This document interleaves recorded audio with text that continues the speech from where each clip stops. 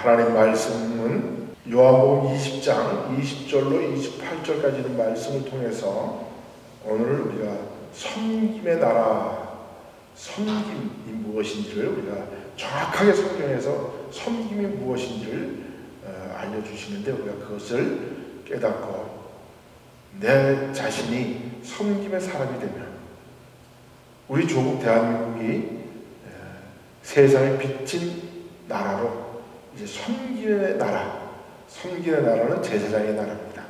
그래서 우리 대한민국이 그런 섬김의 나라 되게 해달라고 하나님께 기도하며 나아가는 것 되시기 바랍니다. 먼저 하나님 말씀을 보겠습니다. 마태복음 20장 20절로 28절까지 있는 말씀을 함께 보시겠습니다. 그때 세베대의 아들 어머니가 그 아들들을 데리고 예수께 와서 절하며 무엇을 구하니 예수께서 이르시되 무엇을 원하느냐 이르되 나의 이 두 아들을 주의 나라에서 하나는 주의 우편에 하나는 주의 좌편에 앉게 명하소서. 예수께서 대답하여 이르시되 너희가 구하는 것을 알지 못하는도다. 내가 마시려는 잔을 너희가 마실 수 있느냐? 그들이 말하되 할 수 있나이다. 이르시되 너희가 과연 내 잔을 마시려니와 내 좌우편에 앉는 것은 내가 주는 것이 아니라 내 아버지께서 누구를 위하여 예비하셨든지 그들이 얻을 것이니라. 열 제자가 듣고 그 두 형제에 대하여 분이 여기거늘 예수께서 제자들을 불러다가 이르시되 이방인의 집권자들이 그들을 임의로 주관하고 그 고관들이 그들에게 권세를 부리는 줄을 너희가 알거니와 너희 중에는 그렇지 아니하냐? 하나니 너희 중에 누구든지 크고자 하는 자는 너희를 섬기는 자가 되고 너희 중에 누구든지 으뜸이 되고자 하는 자는 너희의 종이 되어야 하리라. 인자가 온 것은 섬기를 받으려 함이 아니라 도리어 섬기려 하고 자기 목숨을 많은 사람들의 대속물로 주려 함이니라. 아멘. 오늘 이 말씀을 통해서 섬김이라는 제목을 가지고 함께 은혜를 나눠볼까 하는데요, 예수님께서 오늘 이 말씀은 이 성경 말씀을 통해서 보면 참 예수님의 제자들이 이렇게 어리석은 자들이구나 하는 것을 느낄 수 있으십니까? 느낄 수 있어요? 네. 느낄 수 있다면 오늘 설교 안 해도 될 것 같아요. 그러나 때로는 우리도 아직 영적으로 덜 성숙된 예수님의 제자들처럼 혹시 우리가 예수를 믿는 것이 예수님처럼 우리가 섬기는 자리에 서기 위하여서 우리가 그 길을 따라가는 건지, 아니면 예수님 믿으면 이 세상의 부귀영화와 복을 많이 받고 권세를 얻기 위하여 우리가 오늘 교회에 다니는 건지, 우리가 그거는 제가 아무리 얘기를 해도 우리 그것은 우리 자신에게 달려있음을 고백하면서 우리는 좀 더 성숙된 그런 믿음을 갖기를 바랍니다. 자, 이 세상의 모든 사람들을 두 부류로 나누면 저는 이렇게 나눌 수 있다고 생각합니다. 첫째는 섬김을 받는 사람과 섬기는 사람. 여러분 잠깐 눈을 감고 한번 생각해 보십시다. 나는 섬기는 사람인가? 섬김을 받는 사람인가? 나는 이 세상에서 섬기는 것보다 섬김을 받는 것을 더 우선을 하고 있는가? 아니면 나는 그 누구보다도 먼저 섬기려고 하는 사람인가? 여러분도 한번 생각해 보세요. 이 세상의 모든 사람들을 두 부류로 나눈다면 나는 어느 부류에 속하는가? 아마 세상의 모든 사람들은 섬김을 받는 자리에 서려고 노력할 거예요. 그죠? 그런데 오늘 그 그림을 한번 보세요. 네. 섬기는 자와 섬김을 받는 자, 이렇게 나눠져요, 세상은. 네. 그러면 섬김을 받는 자들의 조건은 무엇인가? 한번 볼까요? 섬김을 받는 자들은 우리가 보면 대부분 보면 세상의 완장을 찾는 사람들이에요. 여러분 완장이라는 거 알죠? 옛날에 우리나라 사람들 특히 완장을 좋아해요. 왜냐하면 옛날 일제시대 때도 완장 딱 차면 어깨에 힘이 들어가고, 또 반장이라는 학교 다닐 때도 반장이라는 완장 딱 차고, 분단장이라는 완장 하나 딱 차도 벌써 청소할 때 그 분단들이 학교 나가서 우리 그 청소했잖아요, 그죠? 그 분단장은 돼도 벌써 어깨에 힘이 들어가요. 참 이 완장이라는 거 묘한 거예요. 완장을 찼을 때 하고 안 찼을 때 하고. 아마 우리 형제분들은 다 군대 가서 완장을 한번 차보면서 대우가 틀려지잖아요. 똑같은 훈련소에서 들어가도 훈련소에 조를 짜서 그 조에 조장이 되면 벌써 대우가 틀려지죠. 그러니까 우리 세상의 모든 만물을 이렇게 섬김을 받기 위해서 완장을 찬 사람들과 그 완장을 찬 사람들 밑에서 섬기려고 애를 쓰는 사람들이 이렇게 나눠져 있단 말이에요. 그런데 섬김을 받는 사람들을 보면 대부분 완장을 타고, 완장은 무엇인가 한번 생각해보세요. 힘 앞에, 어떤 강한 힘 앞에 우리는 복종하잖아요.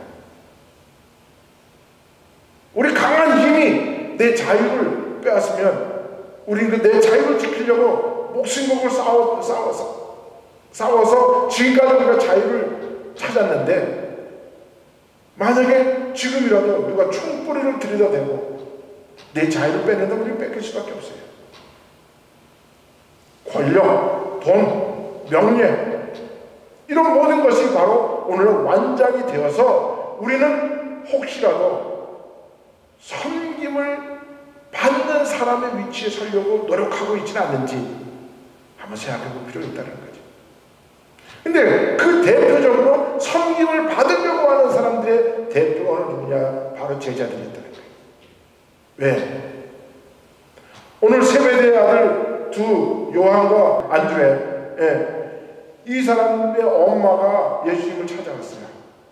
요한의 엄마는 혹시라도 예수님이 이스라엘의 왕이 되는 날 자기들의 아들들이 예수님의 정권을 잡았을 때 하나는 좌의정, 하나는 우의정, 그래서 어떤 힘과 권력을 받게 하기 위해서 아마 인류 최초로 치맛바람을 일으킨 사람이 아닌가 싶어요.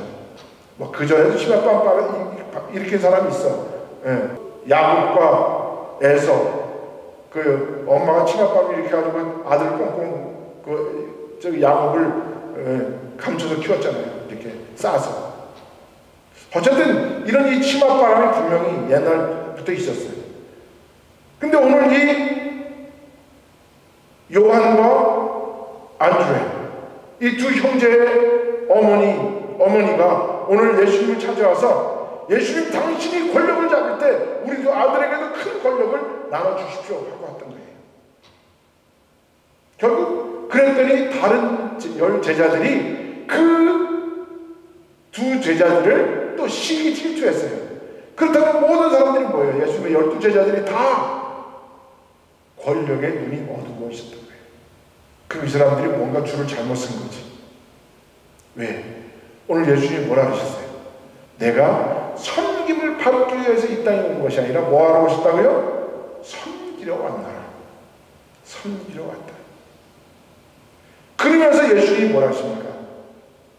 나는 이 땅에, 이 세상에 권력과 돈과 부귀와 영화 이런 것으로 말미암아 나는 이 땅에서 섬김을 받으러 온 것이 아니라 나는 그들을 섬기기 위해서 왔다.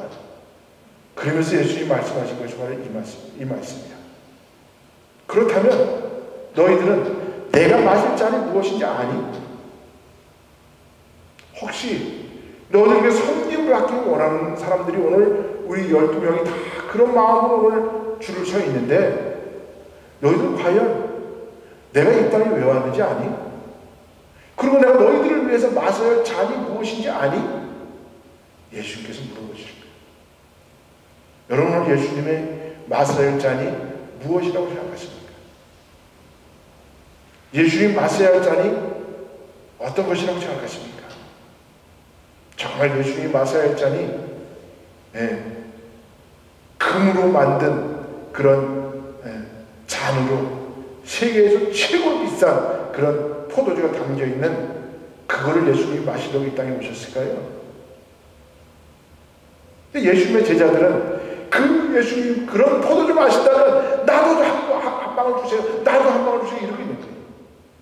그런데 예수님께서 제자들에게 착각하지 말아라. 내가 마셔야 할 잔 너희가 마실 수 있겠느냐? 그럼 예수님 마셔야 할 잔이 무엇이라고 생각해 보세요. 그 잔이 무엇인지. 물론 해답을 알죠. 근데 우리가 좀 더 구체적으로 들어가면 이렇다는 거예요.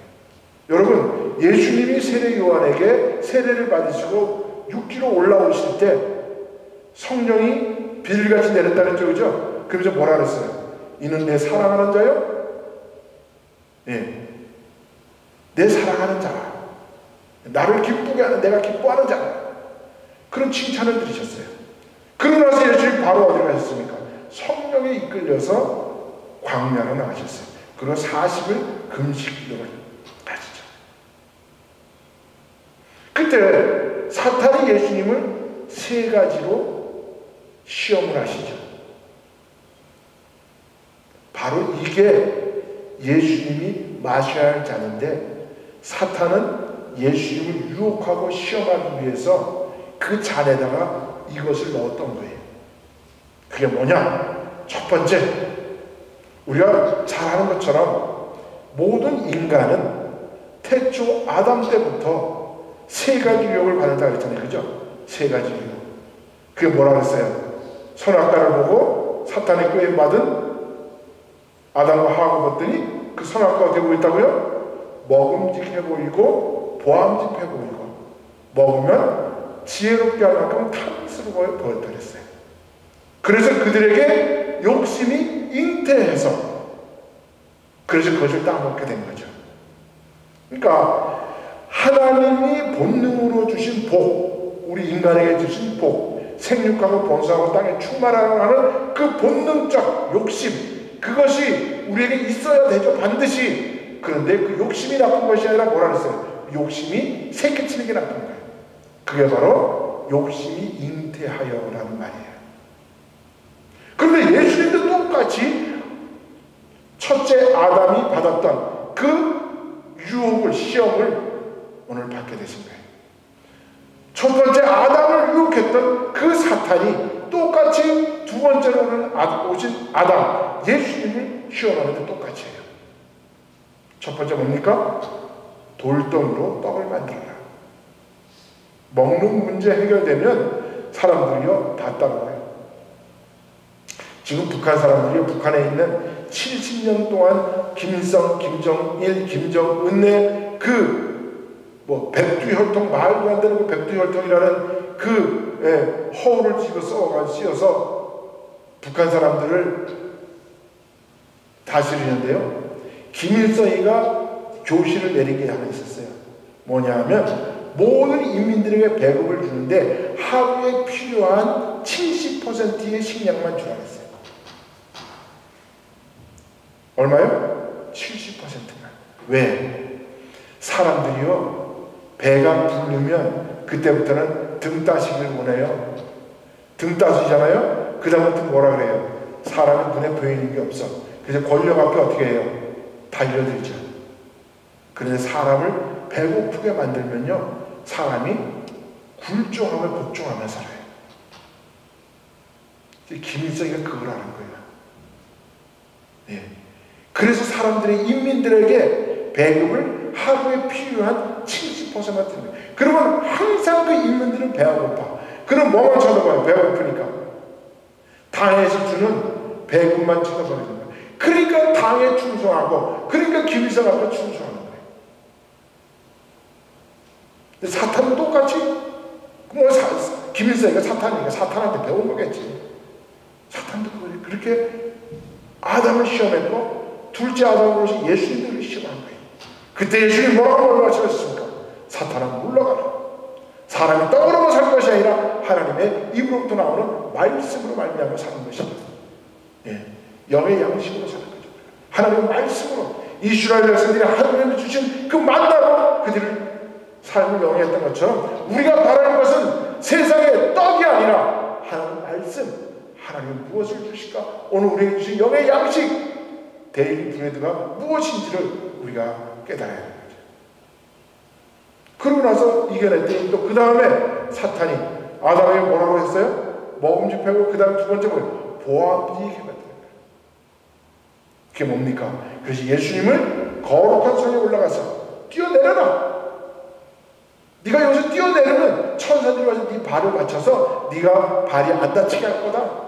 그러면 세상 사람들이 너를 야 메시아다, 요술쟁이다, 야 희한한 사람이네, 그럼 너를 구세주로 따를 것이다.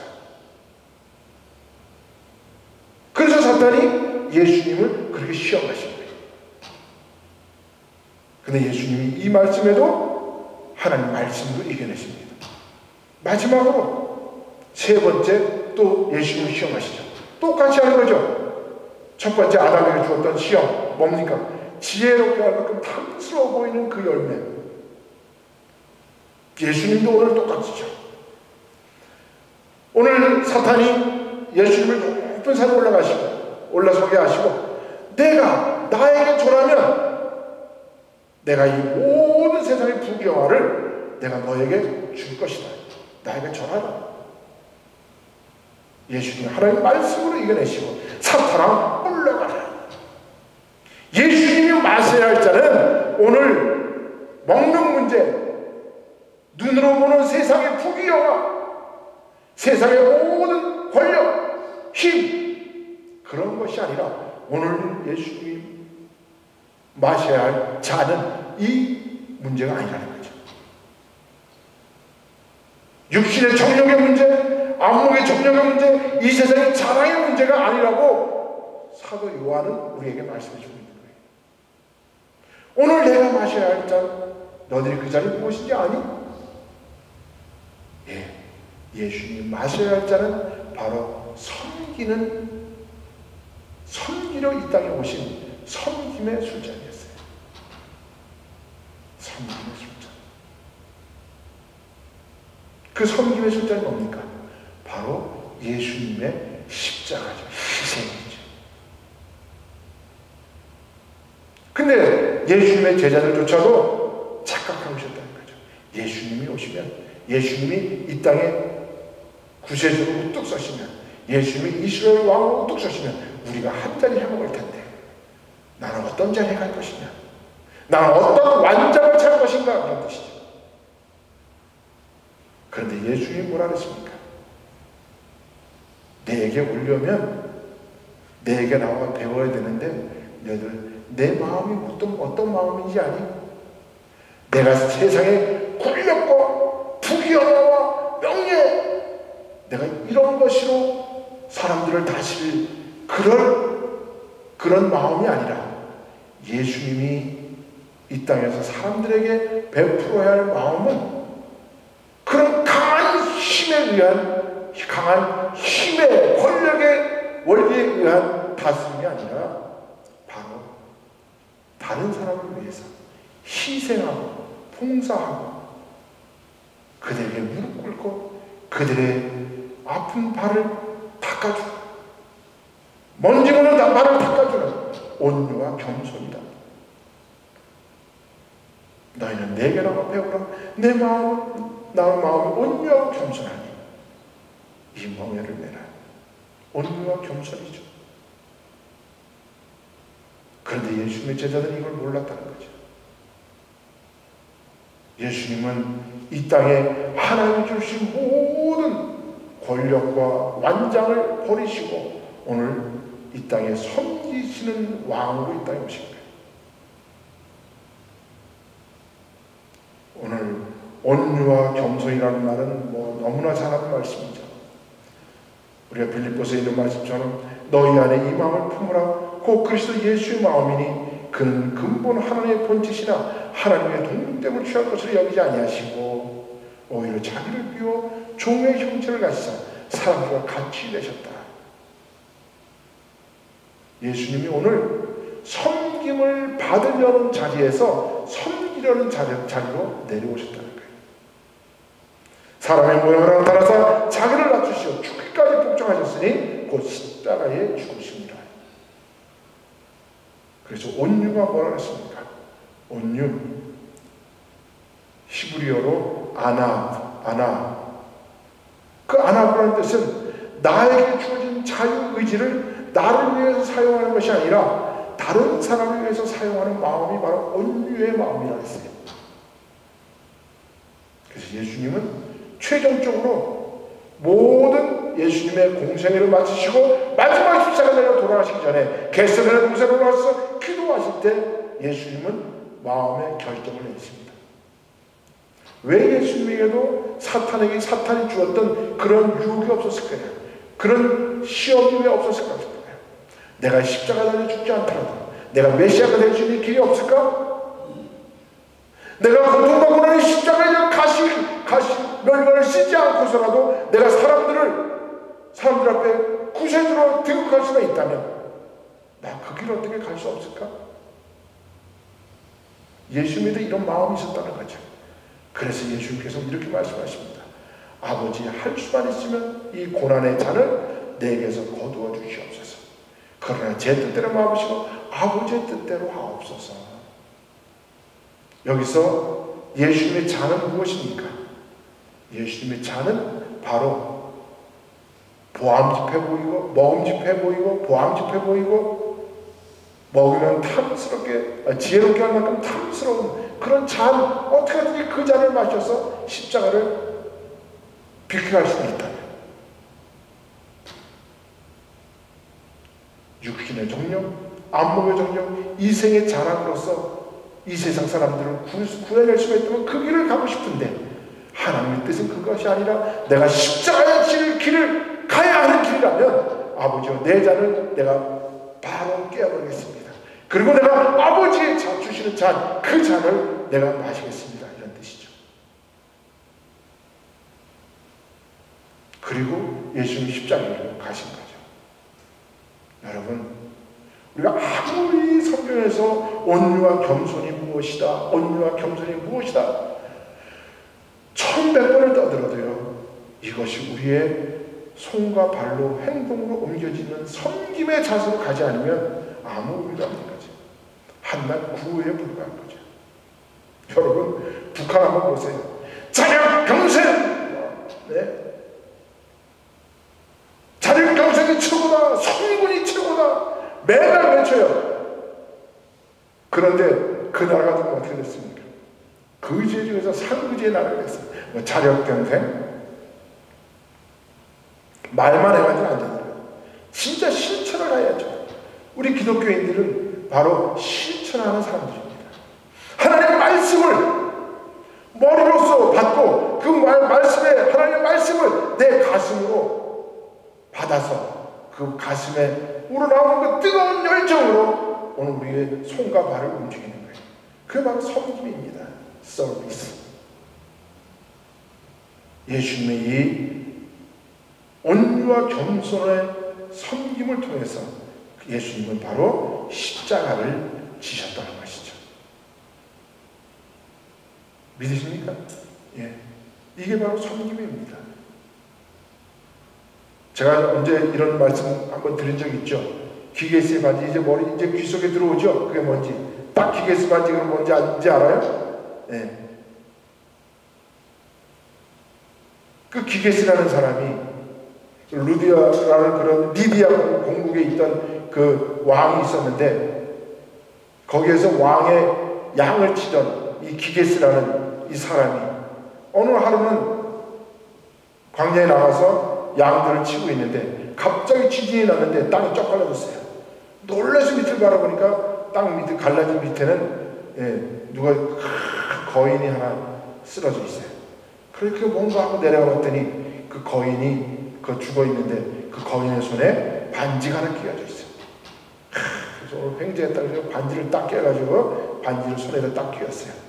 끼는 순간에 먼지가 묻어가지고 반지를 싹 돌렸더니 자기 손이 안 보이네. 완전히 돌렸더니 내 몸이 안 보이네. 이야, 횡재한 거야, 횡재한 거야. 내가 오늘 이 나를 눈에 안 보이게 하는 이 신비한 반지를 내가 얻었으니 내가 이것으로서 내가 무엇을 할 것인가. 그런데 이 기게스라는 인간은 그걸 가지고 자기 부귀영화를 쫓아나갔죠. 그래서 임금이 야 기게스야, 이제 올라와서 네가 1년 동안 얼마나 양을 잡아가는지 와서 계산하자. 마침 잘 됐다. 그래서 왕궁에 들어갔어요. 들어가서 싹 돌려서 반지를 돌렸더니 몸이 안 보였어. 그 다음 바로 어디 갔습니까? 왕의 왕비의 침실로 들어가서 먼저 왕비를 겁탈하고 따먹고, 그리고 둘이서 합작을 해서 왕을 죽였어요. 그리고 그 나라의 왕이 됐어요. 이게 바로 플라톤의 국가론에 나오는 그런 이야기예요. 설화예요. 저는 이걸 보면 저는 그런 거 보면서 우리 믿음이라는 것도 이건 똑같은 거다. 우리 믿음이 뭐라 그랬어요? 믿음은 우리가 성령이 우리 속에 계시면 우리가 능치 못한 힘이 없다 그랬잖아요. 무엇으로? 믿음으로 말미암아. 그 믿음은 우리 기계의 반지 같은 그런 요술, 아주 신비한 반지야. 근데 우리가 이 반지를 꼈을 때 나는 섬김의 자리에 갈 것이냐, 섬기는 받는 자리에 갈 것이냐. 근데 기게스는 섬기는 자리에 가서 못된 짓을 한 왕이 됐어요. 그걸 가지고 만든 게 반지의 죄악이라는. 그래서 이 세상의 권력자는 어떤 사람이 돼야 되느냐, 이 기게스 같은 사람이 되면 안 되죠. 누가 보지 않더라도 이 신비의 반지에 있으면 내가 이 반지로 다른 사람들을 위해서 내가 어떻게 하면 이 세상에 기여할 수 있을까? 어떻게 하면 이 세상을 평안하게 모든 사람들이 잘 살 수 있는 그런 사람, 그런 나라를 만들까? 그런 사람이 왕이 돼야 된다는 거예요. 그게 국가론, 플라톤이 말하는 국가론에서 왕의 자질인 거예요. 오늘 우리 믿는 자들 사람들에게 똑같죠. 우리는 이 기계식의 반지보다 더 훌륭하고 더 신비로운 우리 믿음을 가졌어요. 능치 못함이 없는 우리 믿음을 가졌어요. 우리는 이 믿음을 가지고 어느 자리에 설 것인가? 우리 손에 끼어진 이 반지의 제왕의 반지, 이걸 가지고 우리는 무엇을 할 것인지를 우리가 우리 자신을 통해서 다시 한번 다짐해야 되죠. 저는 우리 대한민국을 하나님이 이렇게 믿음으로 세워준 나라라는 걸 확신을 갖고 있습니다. 그래서 제가 늘 책에서 말씀드린 것처럼, 제가 쓴 책에서 이스라엘과 미국과 한국은 하나님이 세운 국가인데, 이스라엘이라는 국가를 통해서 예수님이 오시고 예수님이 선포하신 자유를 통해서 미국이라는 나라가 세워지고, 미국은 그 하나님이 세워주신 나라에 감사하여 세상에 어떻게 봉사할 것인가. 그래서 온 세상에 선교사를 보냈다. 2만여 명이 넘는 선교사를 보냈다.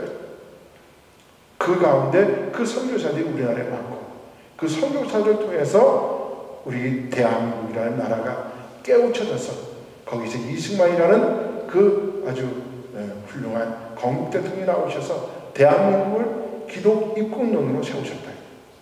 그럼 하나님은 왜 대한민국을 그렇게 못 사는 나라, 세상에서 가장 못 살던 나라, 얼마만큼 우리 대한민국이 못 살았느냐면요, 6.25 전쟁 이후에 메가더라는 사람이, 메가더 총사령관이 이렇게 얘기했어요.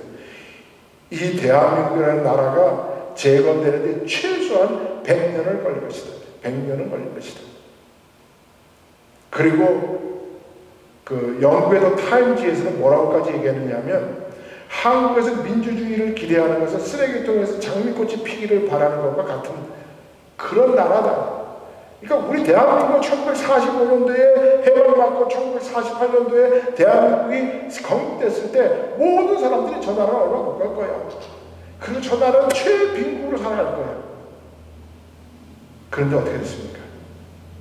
이승만, 박정희 대통령을 통해서 세상 사람들이 다 이렇게 예견했던 대한민국을 오늘 세계의 거의 10위권의 나라로 만들었어요. 이건 기적입니다. 앞으로 이런 나라는 있을 수도 없고 앞으로도 이런 나라가 나올 수가 없어요. 정말 훌륭한 나라예요. 무엇 때문에? 하나님의 말씀, 믿음으로 말미암아 이게 세워진 거예요, 대한민국이. 그러면 이제 우리 대한민국은 무슨 나라가 돼야 되느냐? 우리 대한민국은 이 세상을 섬기는 나라가 돼야 돼요. 우리 기독교인들이 섬기는 사람이 돼야 되는 것처럼 대한민국은 세계의 다른 나라들을 섬기는 나라가 돼야 돼요. 그렇다고 내가 종의 나라가 되는 게 아니라 이스라엘이 하나님의 제사장 나라가 되어서 예수 그리스도를 이 땅에 오게 하셨고 그 예수님이 이 땅에 섬기는 분으로 오셨다면 우리가 그 예수님을 통해서 기독의 꿈론을 세운 우리 대한민국은 바로 세상 앞에 섬기는 나라가 되어야 돼요. 제가 존경하는 이 역사학자 아놀드 토인군은 이렇게 이야기했습니다. 죽기 전에 21세기 세계가 하나 되어 돌아가는 날이 온다면 나는 그 중심은 동북아가 될 것으로 믿으며 그 핵심은 한국의 홍익인간 사상이 되어야 한다고 확신합니다. 이렇게 예언을 했어요. 홍익인간이 무슨 뜻입니까? 우리 고소전을 세울 때 당근 임금이 이야기했다는 얘기죠. 건국이념으로 세운 게 바로 홍익인간이에요. 뭔 뜻입니까? 인간을 널리 이롭게 한다. 예. 그렇다면 대한민국은 이제 해야 할 숫자가 딱 한 가지예요. 뭐예요? 이만큼 잘 사는 나라가 됐다면 세계 10위 경제권, 군사력에는 세계 5위에서 4위, 수출국으로서는 세계 1위, 반도체, 자동차, 철강, 한국에서 못 만드는 게 없어요. 한국에서 못 만드는 세계도 못 만들어요. 여러분, 일본, 독일, 영국, 어떤 나라가 지금 반도체 한국만큼 만드는 나라가 어디 있어요? 한국에서 못 만드는 것은 세상 사람들이 못 만듭니다. 그 정도로 한국이 발전한 나라예요. 그런 한국의 세계 속의 위상을 한번 볼까요? 어느 정도인지 이게 그 글씨가 작아서 잘 못 볼게요. 제가 말씀해 드릴게요. 우리 한국 재벌들이 모여서 있는 경제단체가 세계 속에 한국 위상을 이렇게 표로 만든 게 있어요. 그걸 보니까 한국은 세계 군사력 지수가 이게 지금 2년 전인가 만드니까 지금으로 말하면 5위에서 4위 정도 돼요. 미국이 1위, 일본이 8위, 영국이 5위, 프랑스가 9위, 독일이 25위, 이탈리아가 10위, 카나다가 27위. 근데 한국이 지금 거의 4위에서 5위까지 왔다는 거죠. 또 한국의 경제력은 지금 10위에서 9위를 지금 왔다 갔다 합니다. 한국의 영향력은 지금 세계에서 한 15위 정도 돼요. 한국의 여권 파워는 세계에서 두 번째죠. 그러니까 대한민국 나라가 이렇게 못 살았던 대한민국이 오늘 이렇게 세계의 우뚝 선 나라가 되었다는 것은 하나님이 이렇게 우리나라를 이렇게 세웠는데 바로 무엇을 위해서? 바로 세계를 섬기는 나라로 만들기 위해서 홍익인간의 인형을 통해서 또 온 동남아시아 또 중동, 북한, 중국에 하나님의 복음을 전파하는 제사장의 나라로 섬기는 나라로 삼기 위해서 하나님 대한민국을 이렇게 잘 살게 만들어 주셨다. 예. 그래서 우리가 1996년도에 우리나라가 원조를 받던 나라에서 이제 원조를 주는 나라. 그래서 DAC, Development Assistance Committee, 개발 원조위원회에서 우리나라를 이제 원조를 받던 나라에서 원조를 주는 나라로 이제 바뀌었어요.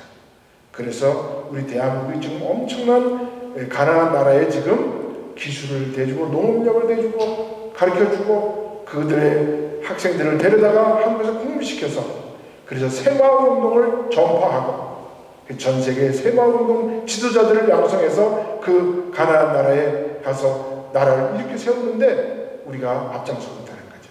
그 대표적인 게 바로 한국의 코이카라는 단체예요. 예. 그리고 우리 기독교는 무엇을 해야 되느냐? 이 대한민국 위상을 통해서 우리는 선교 한국을 이뤄내야 되는 거죠. 그게 바로 우리가 섬겨야 할 나라, 대한민국의 위상인 거죠. 그렇습니다. 오늘 우리는 섬김을 우리가 여기서 멈춰서는 안 돼요. 우리가 이만큼 잘 살고 먹고 살게 되었다면 이제 우리의 이 위상을 이제 세계에 펼쳐야 되는데 그 세계에 펼치는 게 뭐냐? 우리가 세상에 나가서 옛날 제국시대처럼 가서 전쟁을 통해서 군사의 힘이 세졌으니까 우리가 가서 식민지를 만들어서 그들을 가서 착취하는 이런 의미가 아니죠. 세상을 이롭게 한다는 게 뭡니까?